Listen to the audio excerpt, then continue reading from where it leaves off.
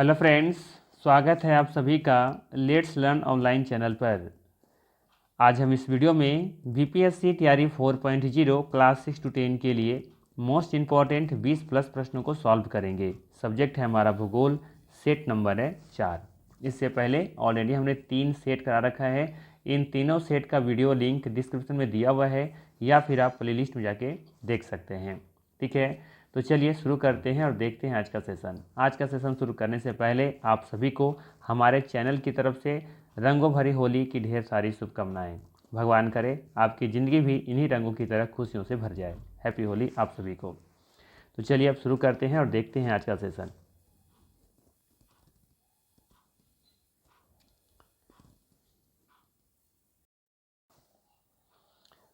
पहला सवाल है, बाघ गणना रिपोर्ट 2022 के अनुसार भारत में बाघों की कुल संख्या कितनी हो गई है। बताना है, बाघ गणना रिपोर्ट 2022 के अनुसार भारत में बाघों की कुल संख्या कितनी हो गई है। विकल्प में है 3,882, 3,782, 3,228 या एक से अधिक होगा या फिर उपरोक्त में से कोई नहीं। सही जवाब होगा 3,882। विकल्प नंबर ए यहाँ पे बिल्कुल ही सही है। याद रखनी है, बाघ गणना रिपोर्ट 2022 के अनुसार भारत में बाघों की कुल संख्या 3,882 है। ठीक है, वहीं बात करें बाघों की सर्वाधिक संख्या किस राज्य में पाई जाती है, तो मध्य प्रदेश में। 2018 में आप देखेंगे तो 526 थी, जबकि बढ़ करके आप देखेंगे तो 2022 में 785 हो गई हैं। ठीक है, तो बाघों की सर्वाधिक संख्या कहाँ देखने को मिलते हैं, तो मध्य प्रदेश में इसका सही आंसर होगा। ठीक है, ये भी याद रख सकते हैं आप कि विश्व का 75% बाघ केवल भारत में ही पाए जाते हैं। ठीक है ना, तो यहाँ पे विकल्प नंबर ए बिल्कुल सही होगा। और साथ ही साथ आप ये भी याद रखिए कि बाघ गणना रिपोर्ट 2022 किसने प्रस्तुत किया था, तो ये जारीकर्ता का नाम था भारतीय वन्यजीव संस्थान, शॉर्ट में बोलते हैं WII। ठीक है, इसका भी नाम जरूर याद रखिएगा, पूछा जा सकता है सवाल। जारीकर्ता का नाम क्या है, भारतीय वन्यजीव संस्थान। आप लोग कमेंट करके बताइए इसका हेडक्वार्टर कहाँ पे है। ठीक है, चलिए लेते हैं अगला सवाल। वर्ष 2025 में बिहार के किस झील या जलाशय को रामसर स्थल में शामिल किया गया है। बताना है, वर्ष 2025 में बिहार के किस झील या जलाशय को रामसर स्थल में शामिल किया गया है। गोगाबिल झील, गोकुल जलाशय, उदयपुर झील, एक से अधिक होगा या फिर उपर्युक्त में से कोई नहीं। सही आंसर हो जाएगा विकल्प नंबर डी, एक से अधिक। यहाँ पे देखेंगे तो ऐसे जलाशय या झील हैं जिसे 2025 में रामसर स्थल में शामिल किया गया था। बात करें विकल्प नंबर ए का, गोगाबिल झील, ये कहाँ पे है, तो ये याद रखिएगा, गोगाबिल झील कटिहार जिला में है, बिहार के कटिहार जिला में स्थित है ये। ठीक है ना, और ये इसे 2025 में रामसर स्थल में शामिल किया गया था। बिल्कुल ये सही है। ठीक है, वहीं बात करें गोकुल जलाशय के बारे में, तो ये बक्सर में है। ठीक है, कहाँ पे है, ये बक्सर में है आपका। ठीक है, बिहार के बक्सर जिला में स्थित है ये, और इसे भी 2025 में ही रामसर स्थल में शामिल किया गया था। ठीक है, गोगाबिल झील कहाँ पे है, ये कटिहार में है, कटिहार में ही है, कटिहार जिला में। ठीक है ना, इसके बाद हम बात करें विकल्प नंबर सी के बारे में, उदयपुर झील, ये पश्चिम चंपारण में है। कहाँ पे है, पश्चिम चंपारण में है ये, और इसे भी 2025 में ही रामसर स्थल में शामिल किया गया था। ठीक है, तो ये दोनों डेटा, ये तीनों याद रखिएगा जो कि 2025 में से शामिल किया गया है। तो यहाँ पे डी विकल्प बिल्कुल सही हो जाएगा। चलिए आगे लेते हैं अगला सवाल। अगला सवाल है, देश का पहला हॉर्नबिल संरक्षण केंद्र किस राज्य के द्वारा प्रारंभ करने की घोषणा की गई है। बताना है, देश का पहला हॉर्नबिल संरक्षण केंद्र किस राज्य के द्वारा प्रारंभ करने की घोषणा की गई है। विकल्प में है तमिलनाडु, आंध्र प्रदेश, तेलंगाना, एक से अधिक या फिर उपर्युक्त में से कोई नहीं।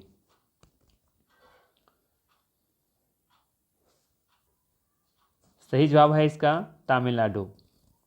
याद रखना है, देश का पहला हॉर्नबिल संरक्षण केंद्र कोयम्बटूर जिले के अन्नामलाई टाइगर रिजर्व में प्रारंभ करने की घोषणा तमिलनाडु ने किया है। ठीक है ना, ये याद दो तीन चीज़ें यहाँ पे याद रखनी है। पहला तो हॉर्नबिल संरक्षण केंद्र कहाँ पे स्थित है, कहाँ पे इसे प्रारंभ करने की घोषणा की गई, तो तमिलनाडु में। तमिलनाडु में कहाँ, तो ये कोयम्बटूर जिले में। ठीक है। और साथ ही साथ किस रिजर्व में, किस टाइगर रिजर्व में, तो अन्नामलई टाइगर रिजर्व में ये प्रारंभ करने की घोषणा की गई है, ठीक है। तो यहाँ से 2-3 सवाल बन सकते हैं। एक ये भी याद रख सकते हैं आप यहाँ से कि अन्नामलई टाइगर रिजर्व कहाँ पर है, तो ये तमिलनाडु में स्थित है, ठीक है। तो विकल्प नंबर ए यहाँ पे बिल्कुल ही सही हो जाएगा। लेते हैं अगला सवाल। अगला सवाल है, कूनो राष्ट्रीय उद्यान भारत के किस राज्य में स्थित है? बताना है, कूनो राष्ट्रीय उद्यान भारत के किस राज्य में स्थित है? विकल्प में है मध्य प्रदेश, तेलंगाना, झारखंड, एक से अधिक या फिर उपयुक्त में से कोई नहीं। सही जवाब हो जाएगा मध्य प्रदेश। कूनो राष्ट्रीय उद्यान मध्य प्रदेश में है और चीता पुनर्वास परियोजना के लिए ये प्रसिद्ध है। अभी हाल ही में यहाँ पे आप देखेंगे तो चीता सफारी, भारत की पहली चीता सफारी शुरू की गई थी कूनो राष्ट्रीय उद्यान में, ठीक है ना, ये जरूर याद रखिएगा। अगला सवाल है, निम्नलिखित में से किस राज्य में मैंग्रोव वनस्पति क्षेत्र नहीं पाया जाता है? विकल्प में है पश्चिम बंगाल, गुजरात, आंध्र प्रदेश, एक से अधिक या फिर उपयुक्त में से कोई नहीं। सही जवाब हो जाएगा इसका विकल्प नंबर ई, उपयुक्त में से कोई नहीं। आप देखेंगे तो विकल्प नंबर ए, बी, सी तीनों सही है जहाँ पे मैंग्रोव वनस्पति पाया जाता है। वहीं बात करें सबसे ज़्यादा मैंग्रोव वनस्पति क्षेत्र कहाँ है, तो पश्चिम बंगाल में है, जहाँ पे आप देखेंगे तो 2119 वर्ग किलोमीटर में मैंग्रोव वन पाया जाता है, ठीक है। वहीं बात करें गुजरात में, तो यहाँ पे दूसरा स्थान है ये इसका, गुजरात का मैंग्रोव वन में, जहाँ पे आप देखेंगे तो 1164 वर्ग किलोमीटर क्षेत्र में मैंग्रोव वन पाया जाता है। जबकि आंध्र प्रदेश में भी थोड़ा बहुत देखने को मिलता है यहाँ पे मैंग्रोव वन, ठीक है। तो ये याद रखिएगा। वन स्थिति रिपोर्ट 2023 के अनुसार आप देखेंगे तो देश में कुल मिलाकर के कितने मैंग्रोव वन हैं, तो 4,991.68 वर्ग किलोमीटर में फैला हुआ है, ठीक है। और ये भी याद रखिएगा कि भारत में मैंग्रोव वन वाले जो क्षेत्र है ना, कुल मिलाकर के 12 राज्य या फिर केंद्र शासित प्रदेशों में फैला हुआ है, ठीक है। भारत के 12 राज्य या केंद्र शासित प्रदेशों में मैंग्रोव वन फैला हुआ है, याद रखिएगा। चलिए अगला सवाल है, मूसाबानी राखा पाथरगोड़ा किसके लिए प्रसिद्ध है? बताना है, मूसाबानी राखा पाथरगोड़ा किसके लिए प्रसिद्ध है? तांबा, अभ्रक, लौह अयस्क, एक से अधिक या फिर उपयुक्त में से कोई नहीं। सही आंसर हो जाएगा तांबा। विकल्प नंबर ए सही है, याद रखिएगा। ये अब देखेंगे तो मूसाबानी राखा पाथरगोड़ा ये सभी झारखंड के तांबा खनन क्षेत्र हैं, ठीक है। ये सभी कहाँ स्थित हैं? मूसाबानी राखा पाथरगोड़ा कहाँ स्थित है? तो ये झारखंड में स्थित है और ये तांबा के लिए प्रसिद्ध है, ठीक है। चलिए अगला सवाल है, बॉक्साइट के भंडारण एवं उत्पादन में कौन सा राज्य अग्रणी है? बॉक्साइट के भंडारण एवं उत्पादन में कौन सा राज्य अग्रणी है? विकल्प में है उड़ीसा, राजस्थान, झारखंड, एक से अधिक या फिर उपयुक्त में से कोई नहीं। सही जवाब हो जाएगा उड़ीसा। विकल्प नंबर ए यहाँ पे सही है। याद रखना है कि बॉक्साइट के चाहे भंडारण के बारे में बात करें या उत्पादन के बारे में बात करें, अग्रणी राज्य कौन सा है, तो ये उड़ीसा है, ठीक है। अगला सवाल है, व्हाइट बर्ड किस फसल से संबंधित है? धान, चावल, मक्का, एक से अधिक या फिर उपयुक्त में से कोई नहीं। तो याद रखिएगा व्हाइट बर्ड ये जो है ना, एक रोग है जो कि ये मक्का से संबंधित है। विकल्प नंबर सी सही हो जाएगा। जबकि धान में आप सुने होंगे इसमें एक खैरा नाम का एक रोग लगता है जो कि जिंक की कमी से होता है, ठीक है। वहीं चावल में ब्लास्ट करके एक रोग होता है जो कि चावल से संबंधित है, ठीक है। तो ये दोनों याद रखिएगा। चलिए अगला सवाल है, सोना तथा लोहा किस प्रकार के चट्टानों में पाया जाता है? बताना है कि सोना तथा लोहा किस प्रकार के चट्टानों में पाया जाता है? गोंडवाना, धरवाड़, विंध्यन, एक से अधिक या फिर उपयुक्त में से कोई नहीं।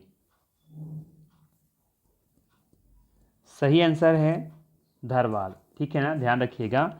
सोना तथा लोहा धरवाड़ के चट्टानों में पाया जाता है, जबकि कोयला आप देखेंगे तो गोंडवाना वाला चट्टानों में देखने को मिलता है। जबकि विंध्यन में आप देखेंगे तो विंध्यन में आपको मिलेगा अधात्विक खनिज, ठीक है। तो ये डेटा भी याद रख सकते हैं। अगला सवाल है, स्वर्ण क्रांति किससे संबंधित है? बताना है कि स्वर्ण क्रांति किससे संबंधित है? बागवानी उत्पादन से, मसाला उत्पादन से, सोना उत्पादन से, एक से अधिक होगा या फिर उपयुक्त में से कोई नहीं।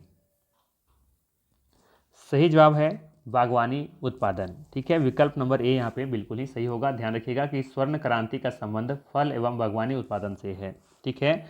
विकल्प नंबर ए यहाँ पे बिल्कुल ही सही होगा। चलिए अगला सवाल देखते हैं। अगला सवाल है, कौन सी फसल जायद मौसम में उगाई जाती है? बताना है, निम्न में से कौन सी फसल जायद मौसम में उगाई जाती है? गेहूं, सरसों, तरबूज, एक से अधिक या फिर उपयुक्त में से कोई नहीं। तो आप विकल्पों में देखेंगे तो गेहूं और सरसों देखेंगे तो ये रबी फसल का मौसम है, सॉरी रबी फसल का, ये रबी मौसम का फसल है, जबकि तरबूज आप देखेंगे तो ये जायद मौसम का फसल है। विकल्प नंबर यहाँ पे सी सही होगा।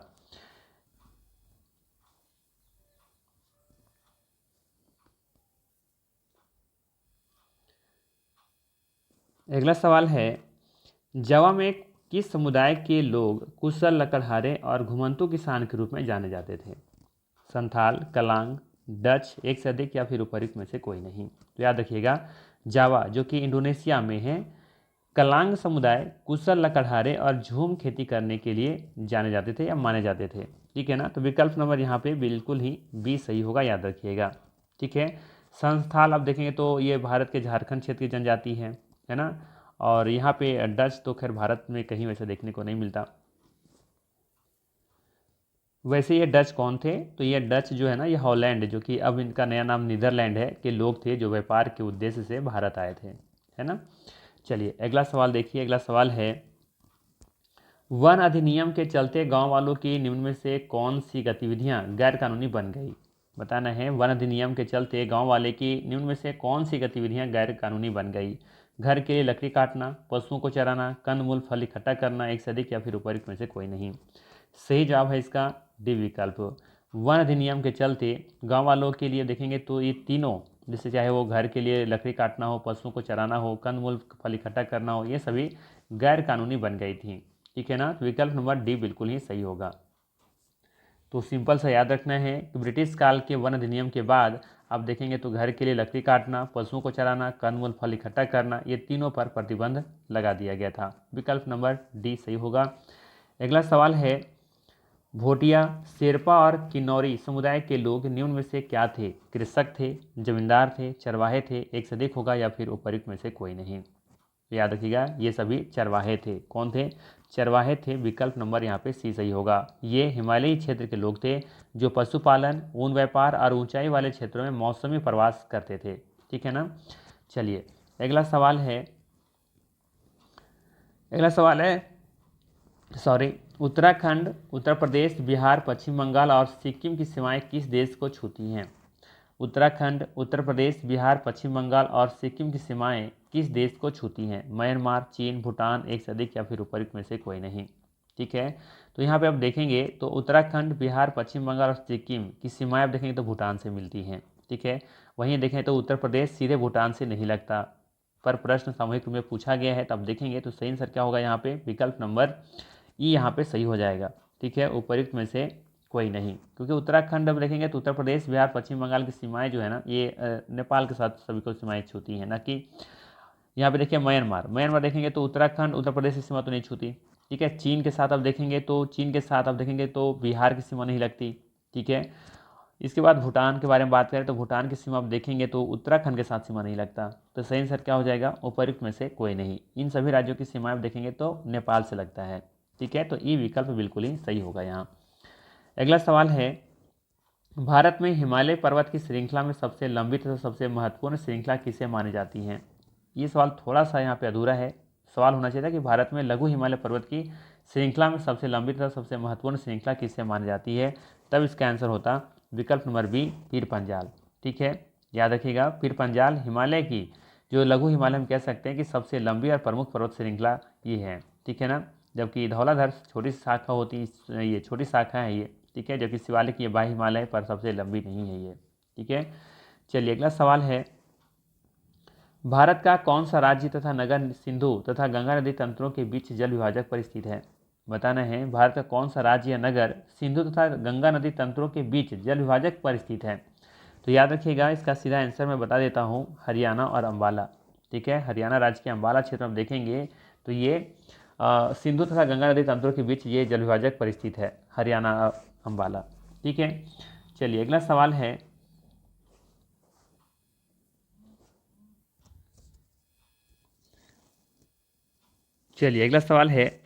निम्न में से भारत के प्रायद्वीपीय भाग की एक प्रमुख नदी कौन है जिसे दक्षिण गंगा के नाम से भी जाना जाता है? बताना है कि भारत के प्रायद्वीपीय भारत की एक प्रमुख नदी कौन है जिसे दक्षिण गंगा के नाम से भी जाना जाता है? नर्मदा, कावेरी, गोदावरी, एक से अधिक या फिर उपयुक्त में से कोई नहीं। अक्सर कावेरी और गोदावरी में कन्फ्यूजन होता है ना। लेकिन इस सवाल का सही जवाब होगा गोदावरी। ठीक है, याद रखिएगा गोदावरी को दक्षिण गंगा के रूप में जाना जाता है। लेकिन अगर सवाल थोड़ा सा अगर बदल दे कि दक्षिण भारतीय गंगा के रूप में कौन जाना जाता है, तो कावेरी नदी इसका सही आंसर होगा। ठीक है, दोनों में थोड़ा सा अंतर है। अगर आपसे पूछा जाए कि गोदावरी को दक्षिण गंगा के रूप में, सॉरी, गोदावरी को दक्षिण गंगा किसे कहा जाता है, सिंपल से ये पूछा जाए तो क्या होगा आंसर, गोदावरी। दक्षिण गंगा के रूप में कौन जाना जाता है, तो गोदावरी। जबकि दक्षिण भारत की गंगा के रूप में जाना जाता है कौन, तो कावेरी नदी। ठीक है, कावेरी नदी ये देखेंगे तो कर्नाटक और तमिलनाडु राज्यों से होकर के बहती हैं, और ये कर्नाटक राज्य में पश्चिमी घाट के ब्रह्मगिरी पहाड़ी में ताल कावेरी से निकलती हैं। वहीं बात करें गोदावरी और कृष्णा के बाद दक्षिण भारत में तीसरी सबसे बड़ी नदी है और बंगाल की खाड़ी में ये गिरती हैं। ठीक है, इसे दक्षिण भारत की गंगा के रूप में जाना जाता है, याद रखना है। वहीं बात करें गोदावरी के बारे में, तो गोदावरी नदी महाराष्ट्र के नासिक जिले में त्र्यंबकेश्वर से निकलती हैं। ठीक है, तो ये दोनों चीज़ें याद रखिएगा। थोड़ा सा यहाँ पे कन्फ्यूजन जरूर होता है। दक्षिण गंगा के नाम से कौन जाना जाता है, तो गोदावरी, और दक्षिण भारत की गंगा किसे कहा जाता है, तो कावेरी। ठीक है, चलिए अगला सवाल देखिए।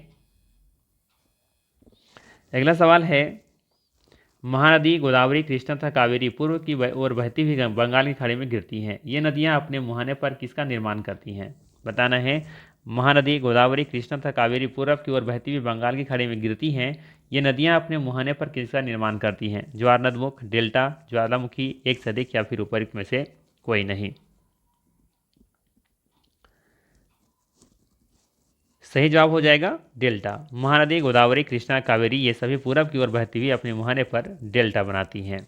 ठीक है ना, सही जवाब हो जाएगा इसका विकल्प नंबर बी सही हो जाएगा। ठीक है ना, चलिए अगला सवाल है, वन किस प्रकार का संसाधन है, अजैव, नवीकरणीय, मानव निर्मित, एक से अधिक, या फिर उपयुक्त में से कोई नहीं। सही जवाब हो जाएगा नवीकरणीय, विकल्प नंबर बी सही हो जाएगा। नवीकरणीय किसे कहते हैं, तो वह प्राकृतिक संसाधन और पुनः उपयोग में लाया जा सकता है ना, उसे ही क्या कहते हैं, नवीकरणीय संसाधन। या सिंपल से कहें तो वन प्राकृतिक संसाधन है और पुनः उगाया जा सकता है, इसीलिए यह नवीकरणीय संसाधन है। ठीक है, इसीलिए विकल्प नंबर बी सही होगा। अगला सवाल है, तीस्ता तथा दिहांग निम्न में से किनके नाम हैं जो असम हिमालय का सीमांकन करती हैं। ठीक है, बताना है कि तीस्ता और दिहांग क्या है। ठीक है, निम्न से किसके नाम है जो असम हिमालय का सीमांकन करती हैं, राज्यों का, पठारी भागों का, नदियों का, एक से अधिक, या फिर उपयुक्त में से कोई नहीं। तो तीस्ता और दिहांग दोनों नदियां हैं। ठीक है ना, दिहांग आगे चल करके ब्रह्मपुत्र कहलाती हैं, ये असम हिमालय के क्षेत्रीय सीमांकन से जुड़ी हुई हैं। ठीक है, तो यहाँ पे देखेंगे विकल्प नंबर सी बिल्कुल ही सही हो जाएगा। ठीक है, तो ये था मोस्ट इंपॉर्टेंट 21 महत्वपूर्ण प्रश्न का विश्लेषण। अगर ये सेशन अच्छा लगा हो तो लाइक जरूर कीजिएगा, और अगर आपको ये कंटेंट पसंद आ रहा है तो चैनल को सब्सक्राइब जरूर कीजिए, वीडियो को लाइक ज़रूर कीजिए, और इस होली खुशियों के रंग सबके साथ शेयर करें। ठीक है, तो चलिए फिर मिलते हैं इसी तरह के नेक्स्ट वीडियो में। Thanks for watching.